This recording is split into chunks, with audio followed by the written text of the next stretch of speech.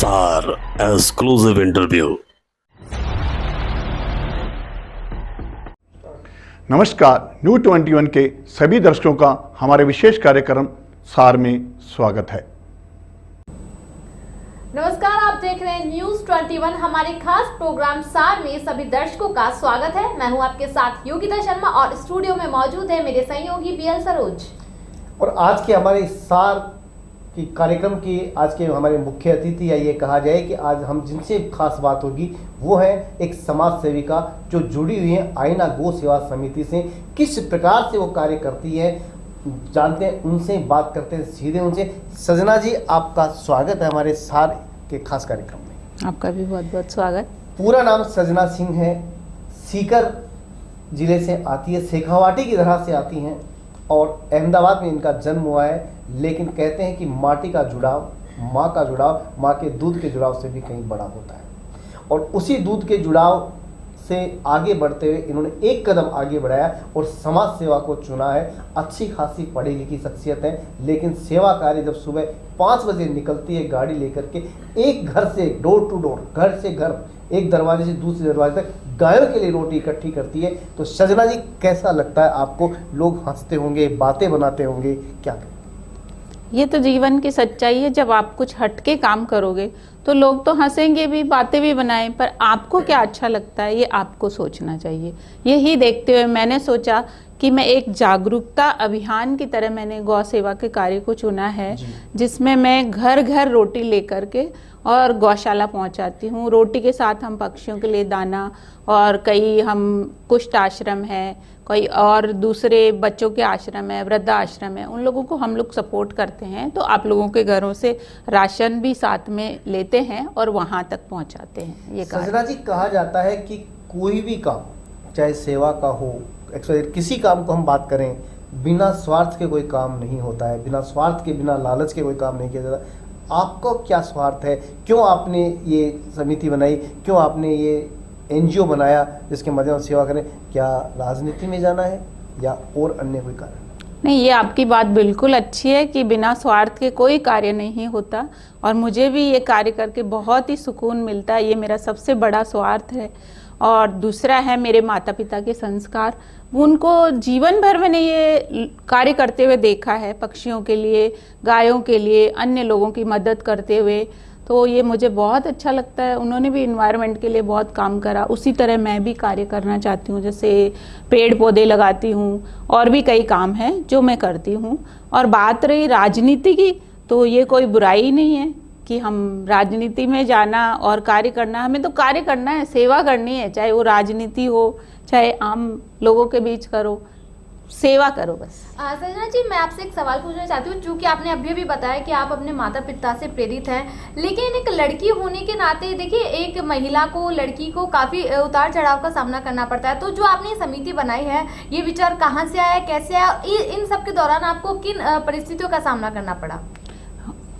ये विचार मेरे को जगह जगह मैं देखती थी कि खाना, रोटियां फेंकी हुई रहती शहर में, तो मुझे लगता था कि मैं कुछ ऐसा करूं कि इस कीमती खाने को कहीं ऐसी जगह पहुंचाऊं जहां वो काम आए।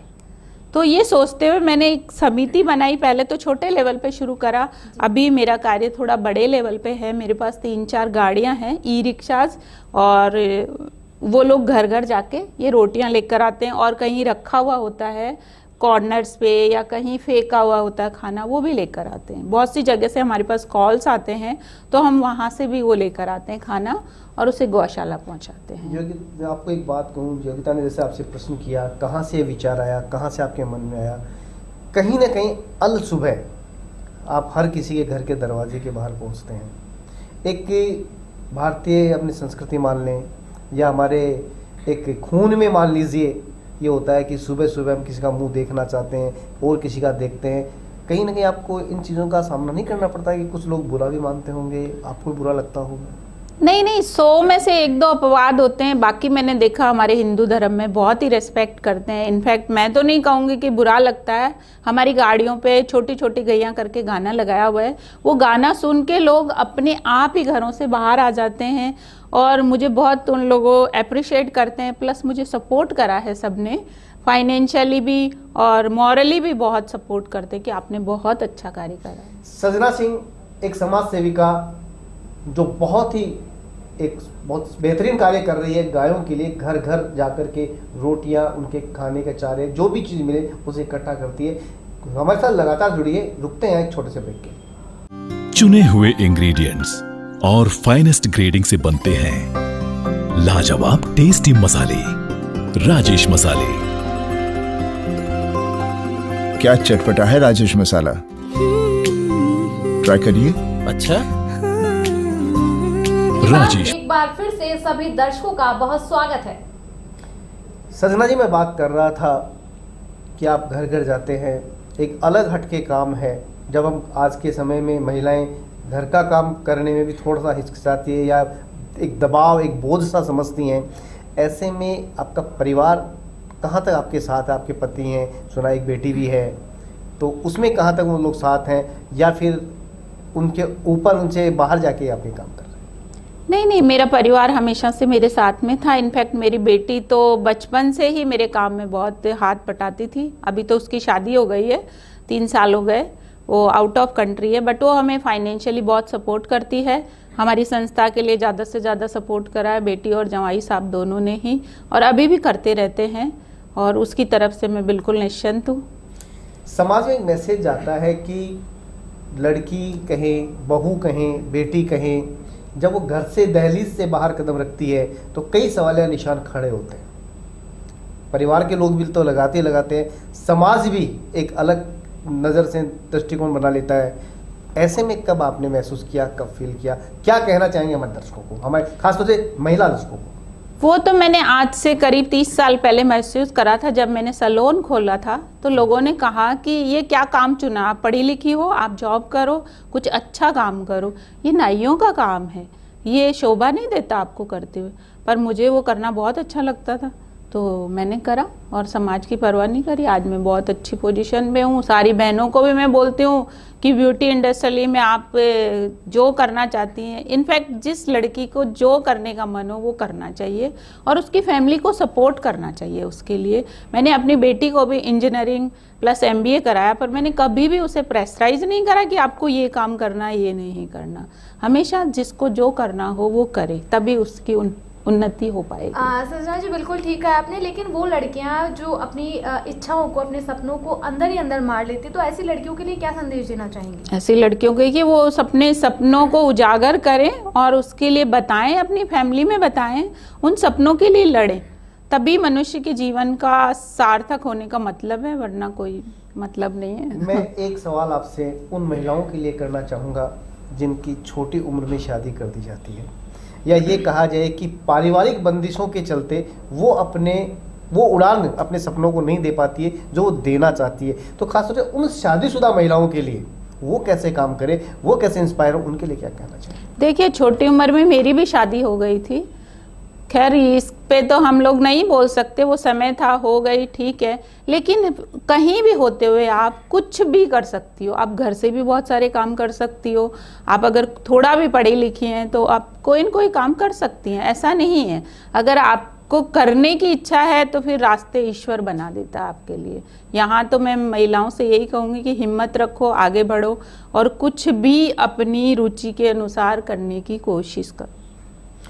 महिला सशक्तिकरण के लिए सरकार ने महिलाओं को आरक्षण 33% देने का प्रावधान कर दिया है। नई संसद में महिलाओं को किस रूप में देखते हैं? एक महिला है, क्या कहना चाहिए? बहुत अच्छी बात है। मोदी जी का तो हमेशा से ही रहा है कि मातृशक्ति सबसे आगे हो, तो उन्होंने एक और अभियान भी चलाया हुआ, बेटी बचाओ बेटी पढ़ाओ। उसमें भी मैं मालवीय नगर की संयोजक हूँ और ये बहुत अच्छा सराहनीय कदम है हमारे लिए कि आरक्षण मिला है, तो बहुत अच्छी बात है।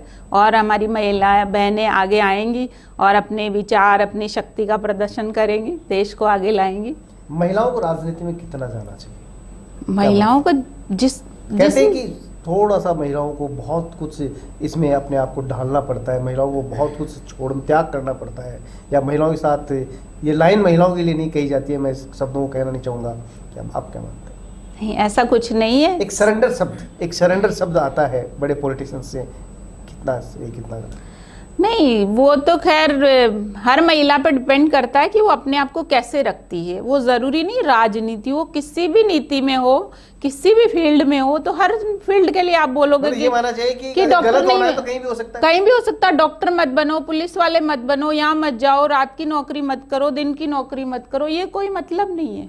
ये तो आप महिला पे डिपेंड करता है कि आप अपने आप को कैसे रखती हैं। आप घर में रह के भी गलत काम कर सकती हैं, आप दुनिया में घूमकर भी गलत काम नहीं कर सकती। सजना जी, जैसे कि सरोज जी ने कहा है कि क्या महिलाओं को राजनीति में जाना चाहिए या नहीं जाना चाहिए, तो इस तरह की जो परिस्थितियां महिलाओं के साथ ही क्यों बनती है कि महिला क्या ये कर सकती है और क्या ये नहीं कर सकती, इस तरह की सोच ही क्यों पैदा होती है? वो तो हमारे समाज, हमारे इन्वायरमेंट की देन है जिसमें हम लोग पैदा हुए हैं, बड़े हुए हैं। जो सोच है हमसे पहले वाले लोगों की, तो हम कुछ नहीं कर सकते। उस सोच का कोई इलाज नहीं, सबकी तो अपनी पर्सनल। कैसे परिवर्तन आया जा सकता है? इसमें आएगा एजुकेशन के हिसाब से, या जैसे हम अभी आरक्षण मिला है, या आज हर लड़की बाहर निकलती है, सब कार्य करने को तैयार है, वो कुछ भी कार्य करती है। एक मजदूर भी बहन है तो एक बहुत बड़ी IAS भी बहन है। इसमें कोई बड़ी बात। आप गायों के लिए काम करती हैं। हाँ जी। गायों की जो स्थिति है वर्तमान में, बड़ी बड़ी बातें की जाती है, पर शायद 20% भी घर ऐसे नहीं होंगे जिनके घर में गाय। बिल्कुल सही बात। कैसे होगा बताएं। ये तो गायों की नहीं, सभी की स्थिति खराब है। बहुत सी जगह आप जाइए, आज हम गायों को तो पॉइंट आउट करते हैं, लेकिन वो हमारे समाज में या जिन लोगों ने गाय पाली, उनकी जिम्मेदारी, वो अपनी जिम्मेदारी से भाग गए। उन्होंने गाय का उपयोग करा, गाय को छोड़ दिया। तो वहीं वो जैसे अपने माता पिता के साथ भी करते हैं लोग, जैसे वो माता पिता को भी अगर जब तक हमें ज़रूरत हम उनके साथ रहे। बहुत बड़ी बात कह रही है सजना सिंह कि जिस तरह से अब गायों को लोग छोड़ते जा रहे हैं, अपने माता पिता को भी छोड़ते जा रहे हैं, कहीं ना कहीं इस बदलाव के लिए महिलाओं को आगे आना चाहिए। महिलाएं उठाएंगी बिल्कुल, जिम्मेदारी, सभी को आना चाहिए। महिला पुरुष जिसके अंदर ये भावना हो कि मुझे कुछ करना चाहिए, सबको आगे आना चाहिए। मेरा आखिरी सवाल है सजना जी, उसके बाद में योगिता आपसे आखिरी सवाल पूछेगी। आदर्श क्या है आपका, कौन है, कहाँ से ये मोटिवेशन मिलता है? आदर्श से मेरे माता पिता और मेरे गुरुदेव हैं, और वहीं से मुझे मोटिवेशन मिला है, और उसी के अंतर्गत मैं ये कार्य करती हूँ। देखिए सजना जी, मैं चूंकि रोज सुबह सवेरे 7 बजे उठ के मैं बाहर जाती हूँ, और मैं ये अपना अनुभव बता रही हूँ कि रोज मैं न जाने कितनी ही गायों को सड़कों पे घूमते हुए देखती हूँ। उनके लिए चारे की कोई व्यवस्था नहीं होती। तो आपको लगता है कि सरकार को कोई पहल करनी चाहिए इस तरह के जानवरों के लिए? सरकार तो काम कर ही रही है, बट वो गाय आई कहाँ से? वो आसपास के एरिया से ही हैं, और उनके मालिक लोग हैं जो उन्हें उनका दूध निकाल के छोड़ देते हैं। फिर हम जैसे आम लोग जाते हैं और उन्हें चारा खिलाते हैं या रोटी खिलाते हैं, या ये सोचते हैं कि भाई ये कहाँ से खाएंगी, पर ऐसा नहीं है। वो आसपास के एरिया की होती हैं गायें, बल्कि वो एक नुकसानदायक है कि उनके एक्सीडेंट हो जाते हैं और वो एक बुरी परिस्थिति में आके और फिर बड़ी गौशालाओं में पहुँचती हैं। सजना जी, आप हमारे कार्यक्रम में आए, आपका बहुत बहुत आभार, धन्यवाद। तो ये थी सजना सिंह, आईना गौ सेवा समिति की संचालिका, जिन्होंने साफ और बेबाक तरीके से कहा कि अगर मन में कुछ करने का हो, नया करने का हो, तो बहुत कुछ किया जा सकता है। फिर ये कहीं आड़े नहीं आता कि वो लड़की है, या ये कहा जाए कि वो कमज़ोर है, या ये कहा जाए कि वो कर नहीं सकती। ज़रूरत है कुछ मन में ठानने की, कुछ कर गुजरने की। दीजिए इजाजत, नमस्कार। अगले गुरुवार को फिर मिलेंगे एक नई शख्सियत के साथ हमारे इस खास कार्यक्रम सार में। नमस्कार।